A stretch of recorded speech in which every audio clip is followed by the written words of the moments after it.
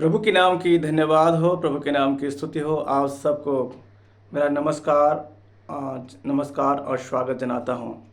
मैं आज एक विशेष खास टॉपिक के ऊपर बात करने के लिए चाहता हूँ। और आपको मालूम हो गया कि पोस्टर को देख करके मालूम हो गया होगा कि मैं बात करना चाहता हूँ कि सही मंदिर क्या है। बहुत सारे सवाल है, आपको मैं बोल देना चाहता हूँ कौन सा मंदिर सही है। मैं कई सारे मंदिरों का पिक्चर वहाँ पर बनाया है। उस मंदिर को बनाने के लिए बहुत पैसा खर्चा किया है लोग, और बहुत वर्ष भी लगा है। जैसे कि जेरूशलेम का मंदिर बनाने के लिए, कुनवार का मंदिर बनाने के लिए, गोल्डन टेम्पल, ऐसे इत्यादि इत्यादि जो बहुत सारा मंदिर यहाँ पर दिया गया हूँ। मंदिर है, मस्जिद है, गुरुद्वारा है, चर्च है, जेरूशलेम का मंदिर का मैं सब पिक्चर को डाला हूँ। और इनमें से कौन सा मंदिर सही है, मैं उसके बारे में बात करना चाहता हूँ। और क्या परमेश्वर मंदिर में रहता है? परमेश्वर कौन से मंदिर में रहता है? और उसके आगे मंदिर कैसे गंदा होता है, मंदिर कैसे शुद्ध होगा, उन सारी बातों को मैं आज इस वीडियो के माध्यम से बोलने के लिए चाहता हूँ, चर्चा करने चाहता हूँ। इसलिए आप लोगों से रिक्वेस्ट है कि आप इस बातों को देखिएगा, और क्या सही है क्या गलत है आप उसको कमेंट में आप कमेंट कर सकते, कमेंट बॉक्स में। तो सबसे पहले मैं परमेश्वर पिता का धन्यवाद करता हूं। फिर एक बार आपको मेरा नमस्कार, और मैं इस प्रोग्राम में आप सभी का मैं स्वागत जनाता हूं। प्यारे लोग, जब हम मंदिर की बात बोलते हैं, हम मंदिर का पिक्चर हमारे मन में आता है। क्रिश्चियन लोगों के लिए चर्च, हिंदू लोगों के लिए मंदिर। लेकिन हिंदू भाई बहनों के लिए जो मंदिर होता है, उनका प्रत्येक गॉड के लिए अलग अलग है। जैसे उदाहरण के लिए एक व्यक्ति का नाम श्याम है, भगवान अगर श्याम है तो उसका मंदिर का नाम भी वहाँ रखा जाता है। इस प्रकार प्रत्येक भगवान और देवी देवता का नाम से अलग अलग मंदिर रहता है। लेकिन मुसलमान के लिए मस्जिद, सिख के लिए गुरुद्वारा इत्यादि है। सिख, हिंदू, मुसलमान, क्रिश्चियन सब के लिए अपना अपना मंदिर है। तो सब लोगों को लगता होगा कि ये हमारा मंदिर सही है, ओरिजिनल है। मैं आपको बोल देना चाहता हूँ, मंदिर a religious building that is meant for worshipping और प्रेयर।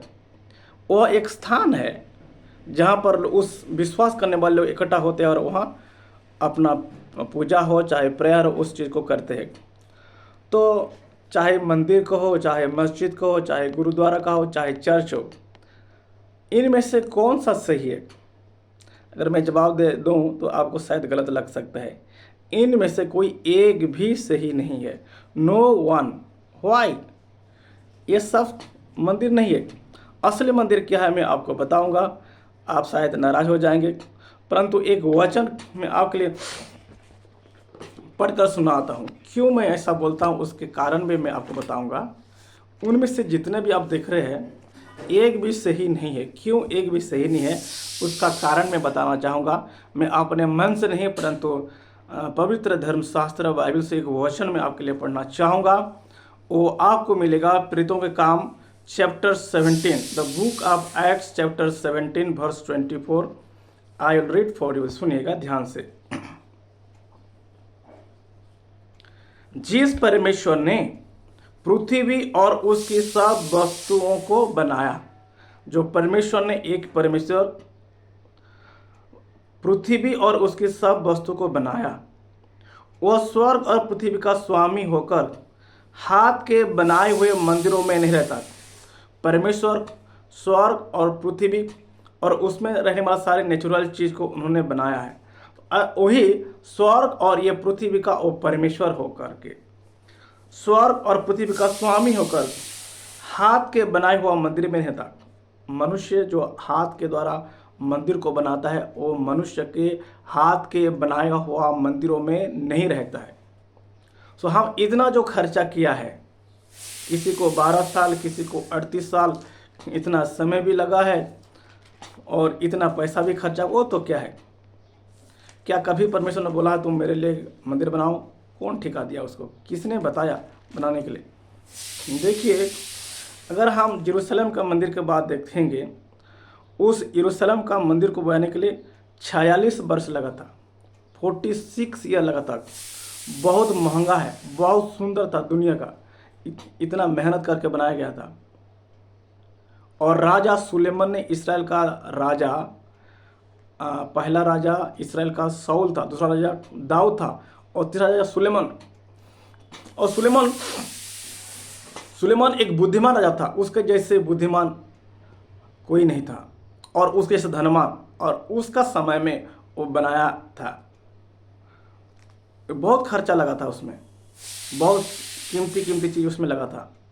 चाहे सोना में बना दो, चाहे हीरा में बना दो, कितना खर्चा कर लो, कितना साल भी लग जाए, वो असली मंदिर नहीं है। आप मेरे ऊपर नाराज हो सकते हैं। आप इंसान अभी जो मंदिर बनाते हैं, आपको किसने बोला है बनाने के लिए? क्या परमेश्वर ने आपको बोला है कि तुम मेरे लिए बनाओ? तो क्या परमेश्वर इतना गरीब है, उसके पास रहने के लिए घर नहीं है? तो आप बना देंगे, उसके ऊपर दया करेंगे, आप बना देंगे और वो आपका हाथ के बनाए हुआ मंदिर में रहेगा? तो आज मंदिर बनाने के नाम से लोग बहुत पैसा भी खर्चा करते हैं और लोग से लेते भी है, चंदा भी इकट्ठा करते हैं और उसका घपला भी करते हैं। अर्थात जान लीजिए एक बात, मैं एक बार फिर पढ़ता हूँ, जिस परमेश्वर ने पृथ्वी और उसकी सब वस्तुओं को बनाया, वह स्वर्ग और पृथ्वी का स्वामी होकर हाथ के बनाए हुआ मंदिरों में नहीं रहता है। अगर वह हाथ के बनाए हुआ मंदिर में नहीं रहता है तो कहाँ रहता है? ठीक है, उसका भी जवाब मैं आप लोगों के लिए देना चाहता हूँ। क्यों वो नहीं रहना क्यों नहीं रहता है? क्योंकि एक बात समझ लीजिएगा कि हम समझते कि मेरा जैसे एक शरीर है, मुझे रहने के लिए घर चाहिए, परंतु परमेश्वर एक आत्मा है। मैं भी एक आत्मा है, परंतु मेरा आत्मा एक शरीर में रहता है। परमेश्वर एक आत्मा है, वो सर्वव्यापी है, एक दुनिया उसने बनाया है, वो सर्वव्यापी हर जगह में रहने वाला है। तो एक जगह में हम उसको कैद करके कैसे रख सकते हैं? गढ़ मंदिर में नहीं रहता है तो उसके लिए क्यों मंदिर बनाया जाता है? बनाने के लिए चांदा मांगा जाता है। अभी रहने वालों के लिए घर नहीं है, इंसान के लिए रहने के लिए घर की आवश्यकता है। जिस इंसान को घर की आवश्यकता है उसके लिए रहने के लिए घर नहीं है। जिस परमेश्वर दुनिया बनाया, सब कुछ बनाया, उसको रहने की जबकि आवश्यकता ही नहीं है, उसके लिए मंदिर बनाया जाता है। तो रहता कहाँ है? चलो मैं उसका भी जवाब मैं देना चाहूँगा। मैं पढ़ूंगा एक वचन आपके लिए, पहला कुरिन्थी 1 Corinthians chapter 3 verse 16, from the book of 1 Corinthians chapter 3 verse 16 I will read for you। और यहाँ पर इस प्रकार लिखा है, क्या तुम नहीं जानते कि तुम परमेश्वर का मंदिर हो? क्या तुम अगर नहीं जानते हैं तो जान लो कि तुम परमेश्वर का मंदिर हो। आप परमेश्वर का मंदिर है, मैं परमेश्वर का मंदिर है, और परमेश्वर की आत्मा तुम में वास करता है। यदि कोई परमेश्वर का मंदिर को नष्ट करेगा तो परमेश्वर उसे नष्ट करेगा। देखिए, क्योंकि परमेश्वर का मंदिर पवित्र है और वह तुम हो। हम सोचते हैं कि कहाँ गया था? मैं मंदिर में गया था। कई बार मैं लोगों को देखता हूँ मंदिर को जाते हैं और वहाँ पर पूजा करके दंडवत करके आ जाते हैं। तो आपको वहाँ पर अगर मंदिर में जाते, जिस मंदिर में जाते हैं, अगर वहाँ से आपको कोई शिक्षा नहीं मिलता है जीवन जीने के लिए, परिवर्तन होने के लिए, व्यवहारिक जीवन के लिए, तो उसमें क्या फ़ायदा है ऐसा करने से? मंदिर में जाकर वही काम तो आप अपने घर में भी कर सकते हैं। अगर मंदिर में जाते हैं तो आपको वहाँ से जीने के लिए, परिवार के लिए, भविष्य के लिए, समाज के लिए कोई शिक्षा आपको प्राप्त होना चाहिए। और जाकर ऐसा करके ही तुम नमस्ते करके ही आ जाते हैं, तो वही काम तो आप अपने घर में ही कर सकते हैं। एक मंदिर बोलने से, स्कूल एक मंदिर है जहाँ पर बच्चों को शिक्षा दिया जाता है। इसलिए कई स्कूल का नाम विद्या मंदिर रखा जाता है। अच्छा है, वहाँ जाते हैं बच्चे लोग। ऐसा करने से बुद्धि नहीं मिलता है, परंतु पढ़ने से बुद्धि मिलता है और शिक्षा मिलता है, शिक्षा प्राप्त होता है। सो जान लीजिए सही मंदिर क्या है। इसलिए मेरे ऊपर क्या आप लोग नाराज हैं? जितना सब मंदिर का सब फोटो सब बनाया है, इतना महंगा गोल्डन टेम्पल, सोने का बनाओ, चाहे हीरा का बना दो, तुमको बोला कौन है करने के लिए? अगर बनाया है तो ठीक है, तुम करो, लेकिन वहाँ पर परमेश्वर नहीं रहता है। चाहे एक व्यक्ति धनी हो चाहे गरीब हो, जिस मंदिर को परमेश्वर ने बनाया उस मंदिर में रहने के लिए चाहता है, वो मंदिर आप है। मन मंदिर में बसने वाला, वो मन का मंदिर में बसने वाला है, आपका हृदय उसका मंदिर है। वो जिंदा परमेश्वर एक जीवित मंदिर में रहने के चाहता है। वहाँ पर मंदिर बनाकर रख देंगे, वहाँ पर कोई नहीं रहेगा, उसका फोटो रख देंगे, उसका मूर्ति को बंद कर रख देंगे, बाहर से लग कर देंगे, कोई नहीं रहेगा, वो एक जन रहेगा वहाँ पर। वो ऐसा रहने वाले, वो आपके साथ रहने के लिए चाहता है, आपके अंदर रहने के लिए चाहता है। आज हम कैसे समझते हैं? हम परमेश्वर के लिए मंदिर बना बहुत उत्सुक से बनाते हैं, खर्चा करते हैं, चांदा लेते हैं और उसको घपला भी करते हैं, पैसा भी खा लेते हैं। वही आज हो रहा है।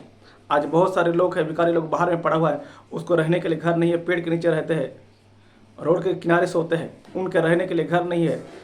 लेकिन आज भगवान के नाम में, परमेश्वर के नाम से कितना बड़ा बड़ा मंदिर सब और कितना खर्चा किया जा रहा है, कितना जमीन को कब्जा किया जा रहा है, आज लोगों को रहने के लिए घर तक भी नहीं है।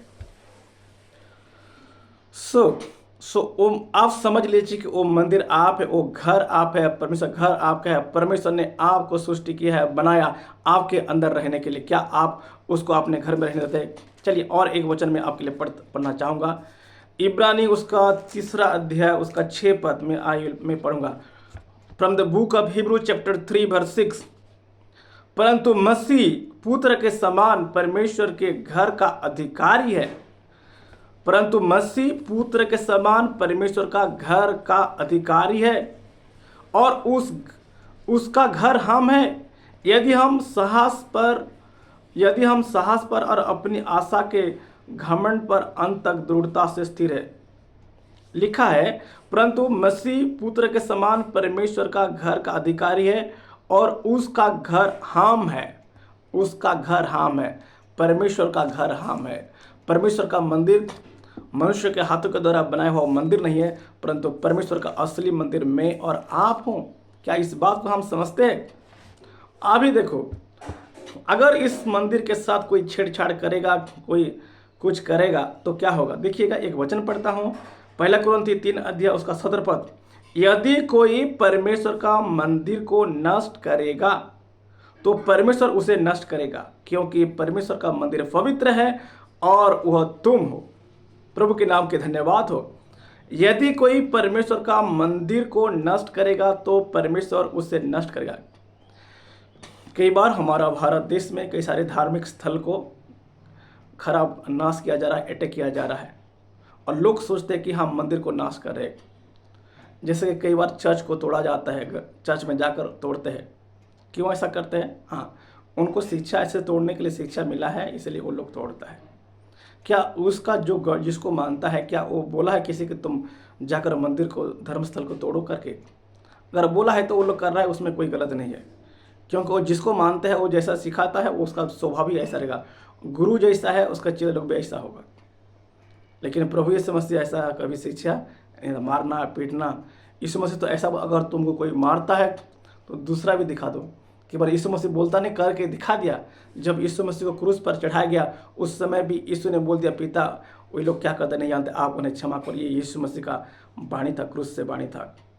यीशु मसीह बोलने वाला नहीं है, करके दिखा देता है। सच में यीशु जो है वो मसीह है, नहीं तो ऐसा कोई नहीं कर सकता है।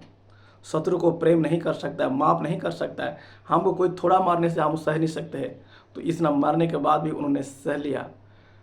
आप यीशु मसीह को मार सकता है, क्रूस पर चढ़ा सकता है, लेकिन मुर्दों में से जी उठने से कोई भी व्यक्ति दुनिया का उसको रोक नहीं सकता। और मुर्दों में से जी उठा और आज भी प्रभु यीशु मसीह जिंदा है। इसलिए उसका नाम में विश्वास करने वाले लोग आगे आगे बढ़ते जाते हैं और उसके नाम में आज भी काम होता है, क्योंकि वो यीशु मसीह जिंदा है। प्रभु के नाम के मैं धन्यवाद करते हैं प्यारे लोग। अगला क्वेश्चन मैं आपके लिए बोलना चाहूँगा, मंदिर कैसे गंदा होता है? पहले हम जान लीजिए कि मनुष्य के द्वारा हाथ का बनाया हुआ मंदिर मंदिर नहीं है। परमेश्वर ने हमको जो बनाया, हम ही उसका मंदिर है और हमारे अंदर में वो रहना चाहता है। इसलिए कोई चर्च को तोड़ता है तो मंदिर को नहीं तोड़ता है, असली मंदिर है। अगर मुझे कोई मारता है, मुझे कोई थप्पड़ मारता है, मुझे कोई रोकता है, वो मंदिर को तोड़ता है। लेकिन घर को कोई तोड़ता है तो घर मंदिर नहीं है। चलो हम आपको बताते हैं मंदिर कैसे गंदा होता है। जैसे मंदिर में झाड़ू मंदिर बनाया, अर्थात उसमें परमेश्वर की आराधना करने का एक स्थान है। अगर वो करते हैं, लेकिन परमेश्वर क्या बोलने के लिए चाहते हैं? परमेश्वर इस मंदिर के माध्यम से एक संदेश में आपको देना चाहता हूं कि जो मंदिर को हम मंदिर बोलते हैं वो मंदिर नहीं है, परंतु वो मंदिर आप है। जो मंदिर में आप जाकर पूजा करते हैं वो चीज आप अपने यहाँ पर कीजिएगा। आप पूजा कीजिए, आप प्रेयर कीजिए, आप खुद कीजिएगा। वो आप करना है। हम जाते हैं, हम मंदिर जाते हैं, मस्जिद जाते हैं, चर्च जाते हैं, हम बोलते हैं मंदिर हम गया था, मैं चर्च गया था, मैं मस्जिद गया था, मैं गुरुद्वारा गया था। खुद आप नहीं कर सकते। अपने घर में केवल एक सहभागिता के लिए हाँ आप जा सकते हैं। वहाँ जाते हैं एक फेलोशिप के लिए, लोगों के साथ एक फेलोशिप करने के लिए आप जाना है। लेकिन जो काम मंदिर में करना चाहते हो वो काम तो आप अपने घर में भी तो कर सकते हो। चलो मैं बताता हूँ आपको मंदिर कैसे गंदा होता है। क्या आप जानते हैं? झाड़ू नहीं करेंगे गंदा होगा, गंदा फेंकेंगे तो गंदा होगा। लेकिन मैं वचन के माध्यम से मैं आपको बताना चाहता हूँ। सो आपको मिलेगा मत्ती का सुसमाचार उसके 15 अध्याय 18 से 20 तक। मत्ती का सुसमाचार 15 अध्याय। आई will read for you from the book of Matthew Gospel chapter 15 18 to 20। 15 अध्याय का 18 से 20 तक मैं आपके लिए पढ़ना चाहूँगा, सुनिएगा। पर जो कुछ मुंह से निकलता है वह मन से निकलता है। मनुष्य का मुंह से जो भी निकलता है वो मन से निकलता है और वही मनुष्य को अशुद्ध करता है। मनुष्य को क्या क्या अशुद्ध करता है? क्योंकि बुरा विचार मनुष्य को अर्थात परमेश्वर का मंदिर को नष्ट करता है। ये बुरा विचार में क्या है मैं बोल देता हूँ। हत्या एक ही साथ की। अगर एक व्यक्ति का आज मानो ये एक व्यक्ति उसका हत्या हो गया, एक ही दिन में होता नहीं है। हत्या करने वाला व्यक्ति कितना दिन से वो प्लानिंग करता है, अपने मन में विचार करता है, ठानता है, प्लानिंग बनता है, मैं कब मारूंगा, कैसे मारूंगा, कहाँ मारूंगा, ध्यान करता है, तब आकर प्लानिंग को वो अंजाम देता है। हत्या एक ही साथ नहीं होता है, बहुत दिनों का प्लानिंग वो एक्शन में वो फुलफिल होता है। हत्या परस्त्रीगामी, मानो यह एक स्त्री है, आप उसके बारे में सोचते हैं, उसके साथ सोने के लिए सोचते हैं। अगर नहीं भी सोया है, अगर सोने का विचार भी करता है, यीशु मसीह कहता है तुमने उसके साथ व्यभिचार कर लिया है। अगर मन में किसी के प्रति अगर गलत तुम भाव सोचते हैं तो तुमने व्यभिचार किया। हम लोग व्यभिचार क्या सोचते हैं?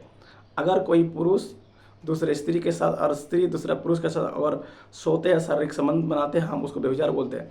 लेकिन यीशु की शिक्षा के अनुसार अगर उसके प्रति आपने मन में विचार भी कर लिया तो तुमने व्यभिचार कर लिया है। सो क्या क्या मनुष्य का होश निकलता है? बुरा विचार निकलता है, हत्या, परस्त्रीगमन, व्यभिचार, चोरी करने का, दूसरे का चीज़ को। चोरी का मतलब क्या है? आप परिश्रम करना नहीं चाहते, दूसरा का सामान को उठाना चाहते। चोरी करना, झूठी गवाही देना और निंदा मन से निकलता है। ये बात मन से निकलता है, अर्थात मन में रहता है तभी तो मन से निकलता है। इसलिए यीशु मसीह ने एक बात कहा, मन फिराओ, क्योंकि परमेश्वर का राज्य निकल आया है। इसलिए बाइबल हमेशा मन फिराने के बारे में जोर देता है, हृदय बदलने के बारे में जोर देता है, व्यवहार को बदलने का। मन अगर बदल गया तो व्यक्ति ठीक हो। मन फिराओ, पाप से लौट आओ, परमेश्वर के पास आ जाओ। मन फिराओ, मन फिराओ, मन फिराओ बोला जाता है। लेकिन आज आरोप लगता है धर्म परिवर्तन करता है। धर्म नहीं भाई, मन फिराना है, बुरे कामों को छोड़ना है। धर्म को कोई छोड़ता नहीं, धर्म को तो कोई ग्रहण करता है। अधर्म को छोड़ता है, पाप को छोड़ता है, व्यभिचार को छोड़ता है। इसको छोड़ने के लिए बोला है। कभी भी बाइबल धर्म छोड़ने के लिए नहीं बोला है, धर्म त्यागने के लिए नहीं बोला है, पाप को छोड़ने के लिए बोला गया है। और इस बात यीशु मसीह भी बोला था, यीशु मसीह के चेले भी बोले थे, और आज भी मैं आप लोगों को बोलना चाहता हूँ। और ये बात मनुष्य को अशुद्ध करता है। अभी ये झूठ बोलने वाला, चोरी करने वाला, व्यभिचार करने वाला जाकर मंदिर में ऐसा क्या किसको बुद्ध बना रहे हैं? आप पूजा करेंगे तो क्या है, सुबह नहा कर धो लेंगे, सफ़ेद कपड़ा पहन लेंगे, यहाँ पर लगा देंगे, कुछ भी कर देंगे, तो क्या बेवकूफ़ किसको बना रहे हैं? क्या ऐसे वाला परमेश्वर चाहता है? ऐसा वाला भक्ति चाहता? ऐसा वाला भक्त को चाहता? नहीं। अगर कोई डुप्लीकेट गॉड होगा तो उसको ऐसा वाला चाहिए। डुप्लीकेट गॉड को डुप्लीकेट आदमी चाहिए और डुप्लीकेट पूजा चाहिए। अगर ओरिजिनल गॉड है तो ओरिजिनल गॉड को ऐसा वाला नहीं चाहिए।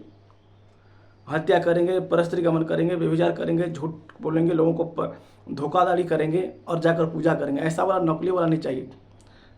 अगर आप सच बोलते हैं, आपकी आराधना है, लोगों को मदद करते हैं, लोगों को दया करते हैं, लोगों को क्षमा करते हैं, आपके लिए ये सच्चा आराधना है, सच्चा वर्शिप है। दुनिया भर का गलत काम करेंगे, पाप करेंगे, जाकर मंदिर में एक ठो नशा कर देंगे तो मतलब सब कैंसल, आपका पाप कैंसल नहीं। ऐसा बेवकूफ़ आप किसी को नहीं बना सकते हैं।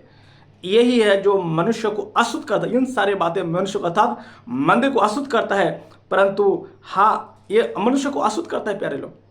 अर्थात इस जो व्यक्ति इस काम को इस प्रकार करता है, अगर मैं परमेश्वर का मंदिर हूँ और मैं इस मंदिर को नाश करने वाला दुनिया का कोई व्यक्ति नहीं है, केवल मैं ही हूँ। क्योंकि गलत चीज़ करने के लिए, गलत सोचने के लिए, गलत व्यवहार करने के द्वारा मैं अपने आप को अशुद्ध करता हूँ। तो मनुष्य अपने आप को, इस मंदिर को अशुद्ध कैसे करता है?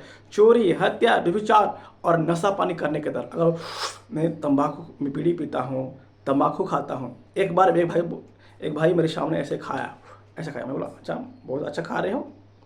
तो आपके बहुत अच्छा है, खाना चाहिए ना, ऐसे खाने से डाइजेस्ट भी होता है, शरीर के लिए भी अच्छा है, खाना चाहिए आपको। फिर बोला आपको कुछ फ़ायदा होता है उसमें, खाइए खाइए अच्छा है।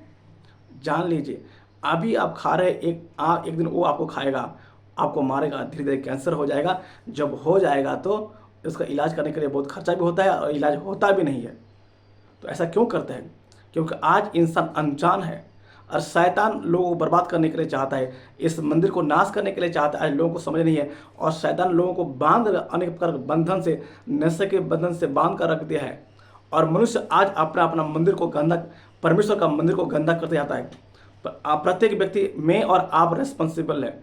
मेरा मंदिर को मैं गंदा करता हूँ, आपका मंदिर को आप गंदा करता है, क्योंकि आप आपका नहीं है, परमेश्वर ने आपको बनाया है। परमेश्वर आपके अंदर में आत्मा दिया है ताकि आपके अंदर रहने के लिए। और आप बनाते हैं मंदिर और रख देते हैं फोटो, रख देते हैं मूर्ति, सोचता है कि वहाँ पर परमेश्वर है। नो, वहाँ पर नहीं रहता है, वो आपके अंदर रहने के लिए चाहता है, परंतु आप उसको गंदा कर देते हैं। सोच लीजिए अगर ऐसा कोई व्यक्ति परमेश्वर का मंदिर को गंदा करता है, नाश करेगा, तो क्या आप परमेश्वर उसको छोड़ेगा? आप उनको छोड़ेगा?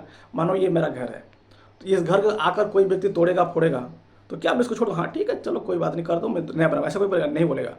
अगर आप और मैं परमेश्वर का मंदिर को हम नाश करता था गलत काम करने के द्वारा, पाप करने के द्वारा, नशा पानी करने के द्वारा, एक दिन परमेश्वर मुझे और आपको नाश कर देगा और अनंत आग में, नरक में डाल देगा। उसके लिए भी तैयार रहना है। अभी मजा और बात में सजा। नशा पानी करना, चोरी करना, व्यभिचार करना, जब व्यक्ति इन पाप करता है ना, उसको बहुत मज़ा आता है। चोरी करना उसमें मज़ा आता है, लेकिन एक दिन उसको सजा मिलेगा, उसको समय कैसे लगेगा? अभी दारू पीना आज भी मज़ा आता है, अरे शादी है, पियो ना, मज़ा करो, करो। अभी तम्बाकू खाएगा, बीड़ी पिएगा, ऐसा करेगा, एक दिन लिवर खराब हो जाएगा, किडनी खराब हो जाएगा, बर्बाद हो जाओगे। अभी समय है सुधर जाने के लिए। इसीलिए बाइबल हमेशा बोलता है सुधरने के लिए। बाइबल हमेशा बोलता है मन फिराओ। बाइबल हमेशा बोलता है पाप से लौट आओ। पर हम इस बात को बोल देते हैं और छोड़ देते, बोलता है धर्म को छोड़ दे। अरे धर्म को छोड़ता नहीं, पाप को छोड़ता, गलत कामों को छोड़ता है। और परमेश्वर और मंदिर गंदा कैसे होता है मैं बोल दिया है।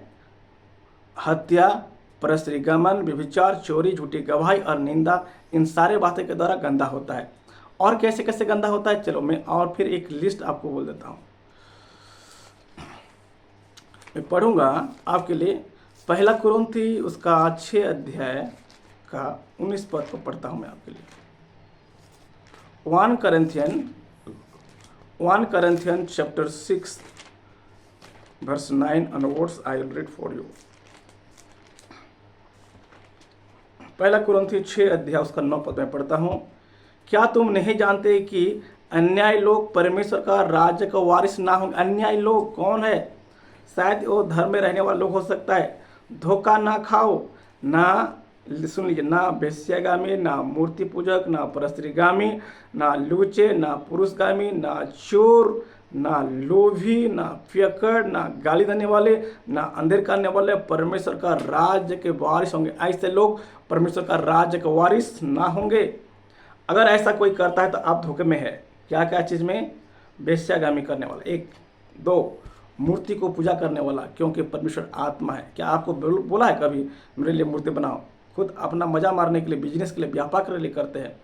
ना परस्त्रीगामी, ना लूचे, ना पुरुषगामी, ना चोर, ना लोभी, ना पियक्कड़, नशा पानी करने वाले, चाहे तंबाकू, बीड़ी, सिगरेट कुछ भी हो, पियक्कड़, पीने वाले, गाली देने वाले, अंदर करने वाले, ऐसा सब चीज़ करेगा और मंदिर में जाकर एक बार पूजा करेगा।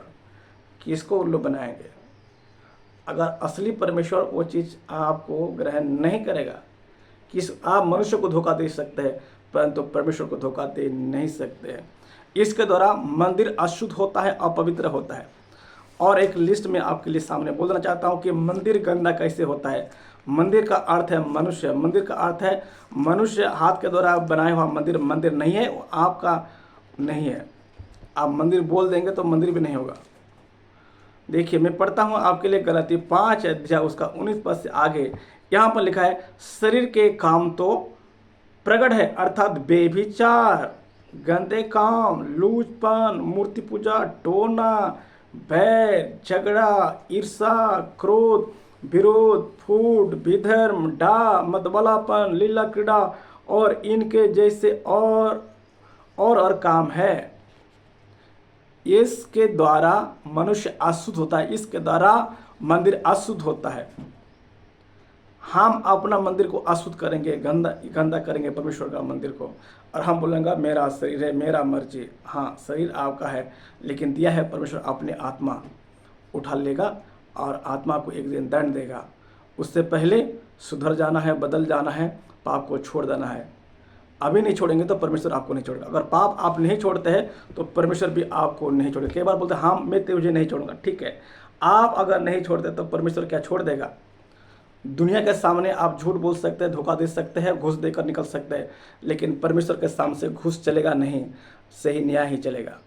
ऐसे है।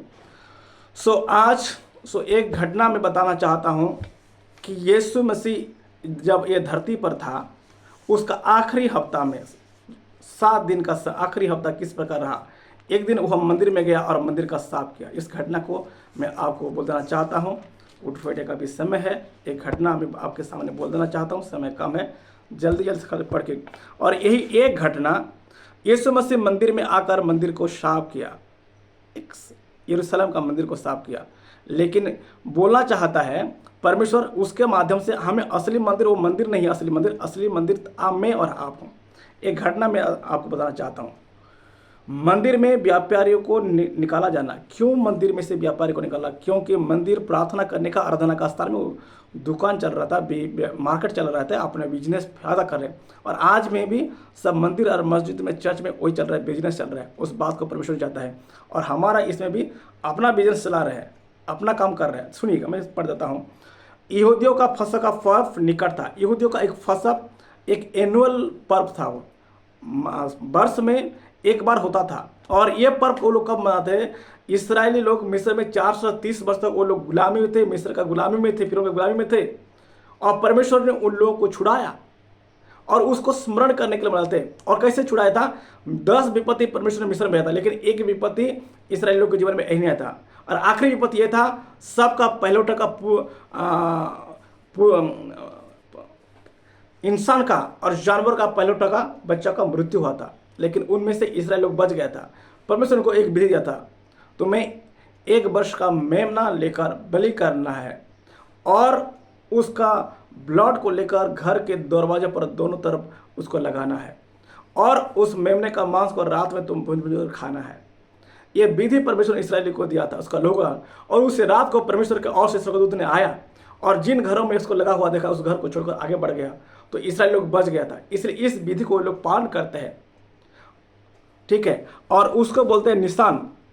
और हमारे यहाँ जो मार्च और अप्रैल का महीना रहता है, और उसका जो महीना रहता है 30 दिन का रहता है, और मैक्सिमम 30 दिन का रहता है, और कम का 29 दिन का रहता है। इसलिए उनका जो ईयर रहता है, हमारा 366, उन लोग का 354 रहता है, क्योंकि महीना 30 दिन का और 29 दिन का रहता है। तो ये उनका पहला महीना था, वर्ष का पहला महीना था, रहता है। यहूदियों का फसह का पर्व था, इसलिए जो कोई भी जहाँ रहने से इस पर्व को मानने के लोग आते थे यरूशलेम में। यहूदियों का पर्व का समय निकट था और यीशु यरूशलेम को गया। उसने मंदिर में बैल, भेड़, कबूतर को बेचने वाले और सराफों को बैठे हुए पाया। अच्छा, मंदिर में अच्छा व्यापार चल रहा था, बिजनेस चल रहा था, और आज भी वो चल रहा है। तो यीशु ने तब उसने रस्सियों का कोड़ा बनकर, यीशु ने रस्सी का एक कोड़ा बनाया, अर्थात यह प्रभु यीशु मसीह का अधिकार को दर्शाता है, और सब भेड़ों और बैलों को मंदिर से निकाल दिया और सराफों को के पैसे बिखरे दिए और पीढ़ों को उलट दिया, और कबूतर बेचने वालों से कहा इन्हें यहाँ से ले जाओ। क्यों ऐसा किया प्रभु यीशु मसीह? वहाँ पर व्यापार चल रहा था और ये लोग बिजनेस चला रहे थे। वहाँ मंदिर में जो बलिदान होगा, भेड़ बकरी जो भी है, लोग दूर से लोग आते थे और लेके नहीं आ पाते थे, इसलिए उसका फ़ायदा उठा करके वे लोग ज़्यादा रेट में उसको बेचा जाते थे और उसका व्यापार अच्छा चल रहा था। और कबूतर बेचने वाले से कहा इन्हें यहाँ से ले जाओ, मेरे पिता के घर को व्यापार का घर मत बनाओ। यीशु ने कहा मेरे पिता के घर को व्यापार घर मत बनाओ। आज भी मंदिरों में व्यापार, चाहे चर्च, मस्जिद, गुरुद्वारा, जो भी लो, आज सब ज़्यादा व्यापार चल रहा है। और ये वाला घर में भी आज व्यापार चल रहा है, हमारा बिजनेस चलाता है। जिस काम के लिए परमेश्वर ने इस मंदिर को बनाया ताकि वो सृष्टिकर्ता का आराधना करे, उसका हम नहीं करके हम अपना इसमें मजा मार रहे हैं। आज इस प्रकार मंदिर गंदा होते जा रहा है। तब उसके चेलों को स्मरण आया कि लिखा है, यीशु मसीह के साथ होने वाला एक एक घटना वचन के अनुसार होता है। लिखा है, तेरे घर की धुन मुझे खा जाएगी। ओके, तेरे घर का धुन मुझे, अगर हम पढ़ेंगे इसमें भजन संहिता में हम इस बात को मिलता है। अगर भजन संहिता 69 का 9 में थोड़ा मैं पढ़ देता हूँ आपके लिए। यीशु मसीह जो भी बोलता है सारे वचन का पूरा होता है, भविष्यवाणी का पूरा होता है। पहले लिखा रहता है पुराना नियम में और पूरा होता है नया नियम में। एक वचन मैं आपके लिए पढ़ता हूँ, भजन संहिता 69 का 9। देखिएगा 69 का 9। क्योंकि मैं तेरे भवन की धुन में जलते जलते भस्म हुआ, और जो निंदा वे तेरी करते हैं वही निंदा मुझको सहनी पड़ी। अर्थात यीशु मसीह का होने वाला एक एक घटना वचन के अनुसार होता है। प्यारे लोग, कोई तुरंत और एक्सीडेंटली कोई काम होता नहीं है। फिर आगे हम पढ़ते हैं, इस पर यहूदियों ने उससे कहा, तू जो वह करता है तो हमें कौन सा चिन्ह दिखाता है? यीशु ने उनको उत्तर दिया, इस मंदिर को ढा दो। यीशु ने क्या बोला? इस मंदिर को ढा दो और मैं इसे 3 दिन में खड़ा कर दूंगा। यहूदियों ने कहा, इस मंदिर को बनाने में 40 वर्ष लगे थे। यरूशलेम का मंदिर को बनाने में 46 ईयर लगा था, और दुनिया का सबसे महंगा उत्तम पदार्थों से, सोना चांदी रूपा से बनाया गया था। और क्या तू उसे 3 दिन में खड़ा कर देगा? यीशु ने बोला कि देखिए सुनिए, इस मंदिर को ढा दो और मैं इसे 3 दिन में खड़ा कर दूंगा। तो यीशु मसीह वहाँ पर यरूशलेम के मंदिर में नहीं बना था। और आज भी हमको समझना चाहिए कि मंदिर कौन सा है। आइए सुनिए, यहूदियों ने कहा, इस मंदिर को बनाने में 40 वर्ष लगे हैं, और क्या तू उसे 3 दिन में खड़ा कर देगा? परंतु उसने अपने देह के मंदिर के विषय में कहा था यीशु मसीह। अर्थात मंदिर कौन है? एक मंदिर यीशु मसीह है, और एक मंदिर में और आप हों। परंतु ये जो मंदिर बनाया गया है, इतना महंगा खर्चा किया है, चांदा किया गया है, बनाए वो किसके लिए? क्या परमेश्वर बोला था मंदिर बनाने के लिए? क्या बोला था दूसरे से चांदा ले लो बोल के? नहीं। इस मंदिर के बनाने के 40 वर्ष लगे हैं, और क्या तू उसे 3 दिन में खड़ा कर देगा? परंतु उसने अपने देह के मंदिर के विषय में कहा था। अतः जब वह मुर्दों में से जी उठा तो उसके चेलों को स्मरण आया कि उसने यह कहा था, और उन्होंने पवित्र शास्त्र और उस वचन की जो यीशु ने कहा था प्रतीति की। अर्थात यीशु मसीह आप जो मंदिर के बारे में बात किया, वो अपना के बारे में बात किया। इस मंदिर को ढा दो, अर्थात तुम उसको क्रूस पर चढ़ा दो, मारो, तुम ये कर सकते हैं। लेकिन प्रभु यीशु मसीह तीसरे दिन में जी उठा, और ये मंदिर फिर जी उठा, जिंदा हो गया। परमेश्वर के नाम की स्तुति होने पाए। सो प्यारे लोग, उस मंदिर में यीशु मसीह प्रवेश किया और साफ किया, क्योंकि वो व्यापार चल रहा था, उसको साफ किया। और आज भी यीशु मसीह मुझे और आपको साफ करने के लिए चाहते हैं। कैसे हमें साफ होगा? एक सवाल है, ये मंदिर कैसे साफ होगा? मैं एक वचन आपके लिए पढ़ूंगा, भजन संहिता 119 का 11 पद। साफ कैसे होगा? यीशु मसीह ने साफ किया, और आज भी आपको और मुझे साफ करना चाहते हैं। हम अपने घर को झाड़ू लगाते हैं, लेकिन क्या अपना हृदय को झाड़ू लगा सकते हैं? हाँ, लगाएंगे। कैसे लगाएंगे? मैं एक वचन आपके लिए पढ़ूंगा, भजन संहिता 119 उसका 11 पद को। आइए मैं पढ़ता हूँ आपके लिए। Psalms 119 verse 11। मैंने तेरे वचन को अपने हृदय में रख छोड़ा है कि तेरे विरुद्ध पाप न करो। अगर परमेश्वर का वचन को आप अपने हृदय में रखते हैं और ग्रहण करते हैं, पश्चाताप करते हैं, मन फिराते हैं, पाप से लौट आते हैं, आपका मंदिर शुद्ध हो जाएगा। परमेश्वर के नाम की स्तुति हो। सो यीशु मसीह इस मंदिर में प्रवेश करके एक बात कहा था। क्या कहा जानते हैं? सुन लीजिए, मेरे पिता के घर को व्यापार का घर मत बनाओ। पिता का घर को व्यापार घर बनाना, तो क्या घर होना चाहिए? मैं आपको, चलो मैं वचन को एक वचन पढ़ता हूँ। अर्थात यीशु मसीह जो बोलता है वचन से बोलता है। हम भी जो बोलेंगे आप वचन से ही बोलेंगे, अपना मर्जी से नहीं बोलेंगे। चलो एक वचन मैं आपके लिए पढ़ूंगा, यशायाह की किताब from I will read for from the book of यशायाह चैप्टर 56 वर्स 7। 56 का 7 में पढ़ता हूँ आपके लिए, सुन लिए। उनको मैंने अपने पवित्र पर्वत पर ले आकर अपने प्रार्थना का भवन में आनंदित करूंगा। उनके होम बलि और मेन बलि मेरी वेदी पर ग्रहण किए जाएंगे, क्योंकि मेरा भवन सब देशों के लिए प्रार्थना का घर कहलाएगा। यहाँ पर लिखा है, परमेश्वर कहता है क्योंकि मेरा भवन सब देशों के लोगों के लिए प्रार्थना का घर कहलाएगा। इसलिए चर्च जो है, कलीसिया जहाँ प्रार्थना होती है, सब के लिए स्वागत है। आप कुछ भी जाति का हो, भाषा का हो, आप आ सकते हैं, क्योंकि परमेश्वर ने आपको बनाया। परमेश्वर कोई धर्म को नहीं बनाया, कोई जाति को नहीं बनाया, परमेश्वर ने मनुष्य को बनाया। और यहाँ पर लिखा है, देखिएगा, मेरा भवन सब देशों के लोगों के लिए प्रार्थना का घर कहलाएगा। सारे देशों के लिए, सारे जाति, सारे भाषा का लोगों के लिए प्रार्थना का घर कहलाएगा। इसलिए आपका स्वागत है भवन में आने के लिए। तो आज आइए हम एक संदेश को ग्रहण करें मंदिर के बारे में। असली मंदिर कौन है? आप जो मंदिर बनाता है वो असली नहीं है, परमेश्वर जो बनाता है वो असली है। ये असली है, बाकी ये जो मंदिर है नकली है। तो आप जाते हैं मंदिर में और ऐसे करके दंडवत करके आ जाते हैं, मैंने मंदिर गया था। हाँ गया था, तो क्या मिला आपको? किसको देखा? परमेश्वर को, मैं भगवान को दर्शन किया। अच्छा, भगवान वहाँ पर है, मंदिर में है। आप जहाँ पर रहते हैं आप प्रार्थना कर सकते हैं, आराधना कर सकते हैं, और जहाँ जाते हैं आपको शिक्षा नहीं मिलता है तो क्या मतलब है वहाँ? ये तो घर में भी आप ऐसा कर सकते हैं, और मंदिर में जाकर ऐसा करके आप आ जाते हैं, तो ये चीज़ घर में कर सकते हैं। और वहीं पर जाइए जहाँ आपको शिक्षा मिलता है सुधरने के लिए, भविष्य के लिए, जीवन के लिए, परिवार के लिए। अगर वहाँ और एक संगति के लिए आप जाते हैं, लेकिन ये वाला करना है तो आप अपने घर में भी कर सकते हैं। सो इस मैसेज के माध्यम से आपको बोलना चाहता हूँ, मंदिर, असली मंदिर कौन है? असली मंदिर मैं और आप हूँ। यीशु ने कहा इस मंदिर को नाश कर दो और मैं इसको 3 दिन में खड़ा कर दूँगा। तुम्हारा ये व्यक्ति कैसे है? इस मंदिर को बनाने के 40 साल लगा था। हाँ लगा था, लेकिन यीशु मसीह ये मंदिर के बारे में बोला था। और यीशु मसीह इंसान को, यहूदी लोग उसको मांग किया, उसको क्रूस पर चढ़ा। हाँ, क्रूस पर उन पर चढ़ा दिया गया। यीशु मसीह को अपना बलिदान हुआ प्यारे लोग, और तीसरे दिन में जी उठा। अभी जी उठने के बाद कोई उसको मार सकता है? नहीं। 40 दिन तक यीशु मसीह रहा, दिखाई दिया, और 40 दिन में वो स्वर्ग में फिर उठा लिया गया। और आज यीशु मसीह जिंदा है और वह फिर से आने वाला है।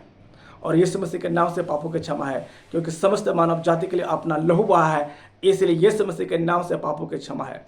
मनुष्य का प्राण उसका रक्त में रहता है, और उसका पापों की क्षमा केवल रक्त के द्वारा होता है।